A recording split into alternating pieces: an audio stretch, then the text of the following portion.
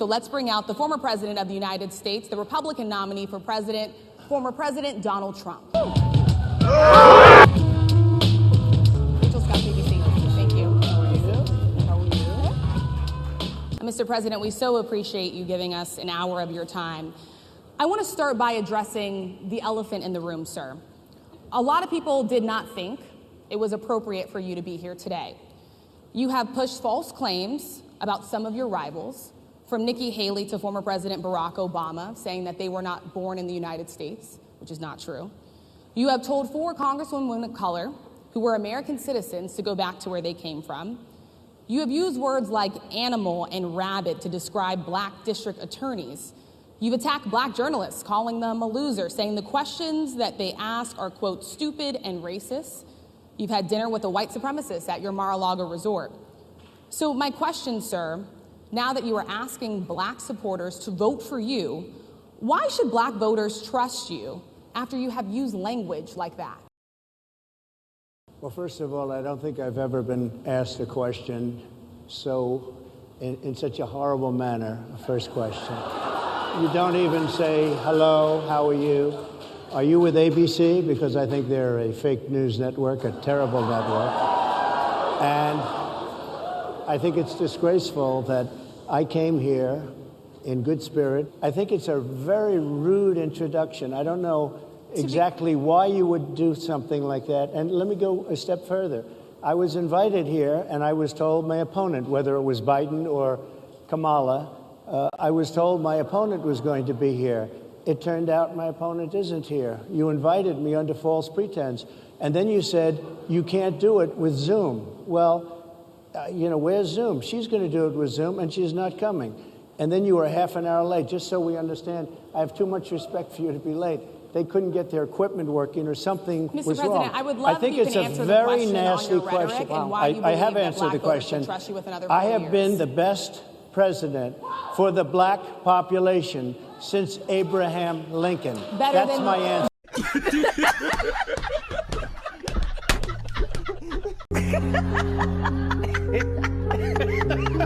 Better than President Johnson, who signed the Voting Rights Act? And for you to start off a question and answer period, especially when you're 35 minutes late because you couldn't get your equipment to work, in such a hostile manner, I think it's a disgrace. Let me just ask a follow-up, sir, and then we'll move on to other questions here. Some of your own supporters, including Republicans on Capitol Hill, have labeled Vice President Kamala Harris, who is the first black and Asian American woman to serve as vice president and be on a major party ticket, as a DEI hire. Is that acceptable language to you? And will you tell those Republicans and those supporters to stop it? How do you define DEI? Go ahead. How do you define diversity, equity, inclusion? Okay, yeah, go ahead. Is that what your definition? Give me a definition then. Would you give me a definition DEI. of that? Oh my God! Wow! Give me a definition of that. Sir, I'm asking you a question, a very direct question. Define it for me, if you would. I just defined it, sir. Do you believe that Vice President Kamala Harris is only on the ticket because she is a black woman? Well, I can say no. I think it's maybe a little bit different. So I've known her a long time indirectly, not directly very much, and she was always of Indian heritage, and she was only promoting Indian heritage. I didn't know she was black. What? Bro, what are you talking about, man? So I don't know, is she Indian or is she black? She has always identified as a black woman. She went to a historically black college. I respect either one, but she obviously doesn't, because she was Indian all the way, and then all of a sudden she made a turn, and she became a black person. Just to be clear, sir, do you believe that she is... I think somebody should look into that, too, when you ask, continue in a very hostile, nasty tone. It's a direct question, sir. Do you believe that Vice President Kamala Harris is a DEI hire, as some Republicans have said? I really don't know. I mean, I really don't know. Could be. There are some, and there are plenty. I know this lady right over there, Harris, is a fantastic person who just interviewed me at length. And we had a great interview, I think, and I heard you got very good ratings on that interview. Well, you told me it was the longest one of your life. Okay. As you were coming today, we really got to see that we were divided along the lines of race, along the lines of gender. And there is this question of, in this moment where we are, why come here? What is your message today? My message is to stop people from invading our country that are taking, frankly, a lot of problems with it. But one of the big problems, and a lot of the journalists in this room I know and I have great respect for, a lot of the journalists in this room are black. I will tell you that coming from the border are millions and millions of people that happen to be taking black jobs. Oh, God, please, no! No! No! You had the best. What exactly is a black job, sir? A black job is anybody that has a job. That's what it is. Anybody that has a job. All right. And Mr. President, they're taking the employment away from black people. They're coming in, they're invading. It's an invasion of millions of people, probably 15, 16, 17 million people. These people are coming into our country, and they're taking black jobs and Hispanic jobs. They're opening up their prisons and their mental institutions, and they're taking their bad people, drug dealers, gang members, and they're bringing them into the United States. An unarmed black woman was shot the other day in her home by a deputy sheriff. The deputy has since been charged with murder. You've said police would get immunity from prosecution if you win. That we're going to give immunity to police so they can do their job. I'm giving federal immunity to police officers so they can do their job. Why should someone like that officer have immunity, in your opinion? Immunity? Immunity. I don't know the exact case, but I saw something, and it didn't look good to me. It didn't look good to me. Are you talking with the water, right? Yeah, well, police unions are not backing this person either. Okay. But again, why would... They're going to be charging the officer. I guess they're charging the officer. So why should he receive immunity?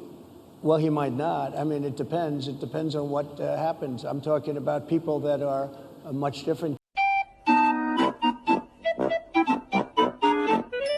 I find it interesting because you do talk about reining in prosecutors, especially when it comes to prosecutors that are prosecuting you. Why doesn't that skepticism apply to law enforcement? Well, I've been prosecuted because I'm a political opponent of two people that have weaponized our justice system. That was the biggest case. I've been prosecuted. That was the most difficult case, and I just won it. Now, Biden has a similar case, except much worse. I was protected under the Presidential Records Act. He was a nice old guy, but he had no memory. You're such a whiner. Therefore, we're not going to prosecute him. I won the case, and it got very little publicity. I didn't notice ABC doing any publicity on it, George. We cover you extensively, sir. I'd love to move over on to different topics. I didn't notice you do any publicity on it at all. I won the case, the biggest case. This is an attack on a political opponent. I have another one where I have a hostile judge. We have you for a limited time, sir. I'd love to move on to different topics. Excuse you, you're the one that held me up at 35 minutes, just so you understand. You tripping, bro. You tripping. Would you consider stepping down if you felt that your health was declining? Or would you? Oh, absolutely. And who would make, I think I'd know. How would you make that decision? I think I'd know. Look, if I came onto a stage like this and I got treated so rudely as this woman treated me. Oh, my goodness. And I'm fine with it because she was very rude, sir. Very rude. That was a nasty, that wasn't a question. She didn't ask me a question. She gave a statement. That wasn't a question. I repeated your statement, sir, actually. You said you would. You would Oh, make absolutely. that decision If I to step thought down. that I was failing in some way, I suggested, Harris, that let's take one. I said, Joe and I will go and take a cognitive test. Now, I'd do it with her, too. I would do it with her also. You know what? She failed her law exam. She didn't pass her law exam, so maybe she wouldn't pass the cognitive test. Mr. President, Are you saying she wouldn't pass? Just to be clear, I'm just giving you the fact. To be clear, you don't think I'm Harris just how do you giving the intend fact. and She look, didn't pass her bar exam, and she didn't think she would pass it, and she didn't think she was going to have to pass it. And I don't know what happened. Maybe she passed it. She did pass it. There's a She man did- over she here. did I in fact think pass he it. must work. Stop it. Get some help. Mr. President, I would love to ask you about January 6th. You've called yourself the candidate of law and order. Yeah. When Time Magazine asked you if you would consider pardoning all the rioters, you said, yes, absolutely. Sure. You called them patriots. 140 police officers were assaulted that day. Their injuries included broken bones, at least one officer lost an eye, one had 2 cracked ribs, 2 smashed spinal discs, another had a stroke. Were the people who assaulted those 140 officers, including those I just mentioned, patriots who deserve pardons? If they're innocent, I would pardon them. They've been convicted. And by the way, the Supreme Court well, they were convicted by a very tough system. Thank you, everybody, very much. Great Thank you, honor. Mr. President. Thank you. Like, comment, and subscribe if you know what's good for you.